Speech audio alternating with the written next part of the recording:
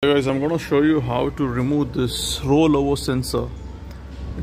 I think that is the culprit of the problem that I'm facing. Basically, it switches off while running randomly with a mind of its own, just like that. I'm at 80, I want to overtake, open the throttle, tuck, goes off, just goes off, and then within a few seconds it comes on, or maybe it does not come on. It totally has a mind of its own. So dangerous, so frustrating. So I'm going to take this off and see if that was the problem.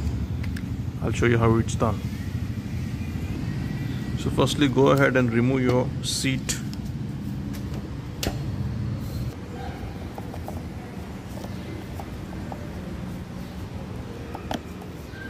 It's a wonderful machine, guys, but provided it works provided it works for you, it's a good machine. I'm going to have to use both the hands now, so I won't be able to record here. So excuse me for this. I'll just remove this out. Okay, this is a lock mechanism and I'll remove it off. So I got this thing out. Alright, this is a 3-point contact, and this is what it was. Now there is this Allen key out there. I think it's a small one, so I'm going to go ahead and open that up. Simple thing, just put this thing here.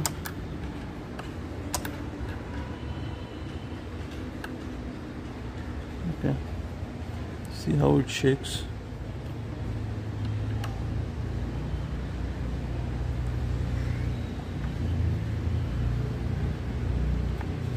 Okay,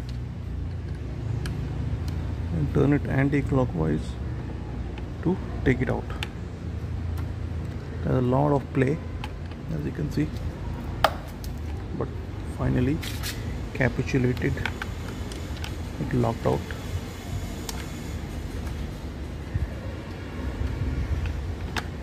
Yeah,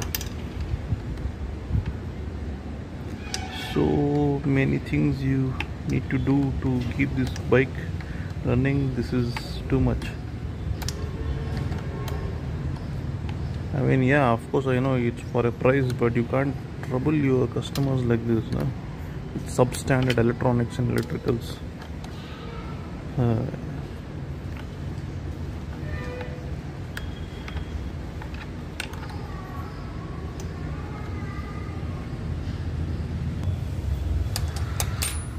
This is happening.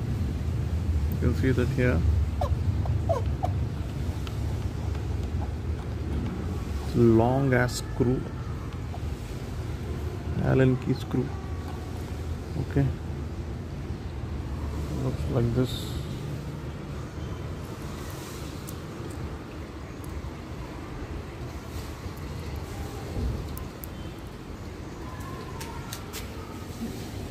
And you just need to pull this up like this,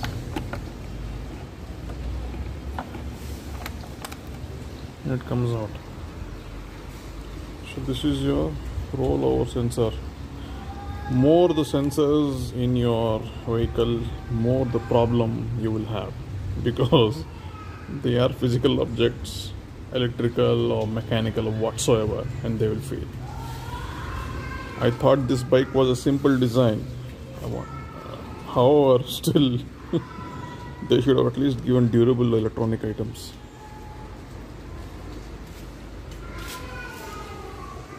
Let me change this and see if this was the culprit.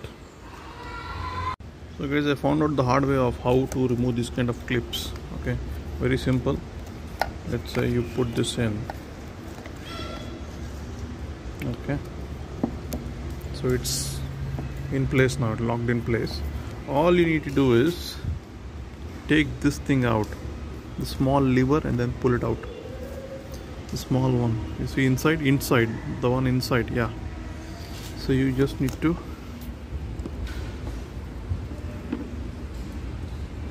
see here, yeah. You pull this out like this and lift it up. It comes out. It's out now. It comes out. Simple. Got it? As you can see here, this is made by Minda. Okay, and when you shake it,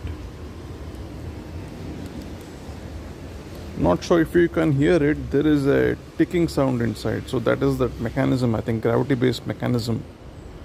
So guys, it took me some effort to get this thing out. Take a peek at the rollover sensor of the Royal Enfield Interceptor 650. This is what it is inside. There's some sort of brass weighted device that keeps on, fluttering like this.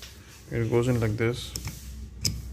This is the way it is mounted on your, rather actually it is mounted this way.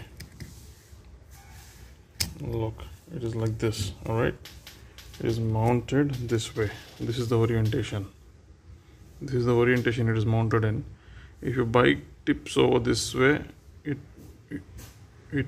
becomes like this, and if your bike tips over this way, it becomes like this. And because of that, the engine will switch off. When in this position, the engine should switch off. When in this position, the engine should switch off. But when in this position, it's supposed to keep running. So maybe when I went over that bump, goddamn bump, like this, it would have just jerked like this and switched off my engine. See, the movement is seen very well, but I guess there is slight time delay. I'm not sure why this is happening. Time delay based signaling for the engine switch off, but then it did happen. Whatever. Okay, it did happen. So I'll go ahead and see if this thing changes. Let's hope so. I mean, in the sense, if I fix this in a fixed position, it might be able to work, or else I'll have to replace this with another one. Let's see. So what I could figure out is it's basically a potentiometer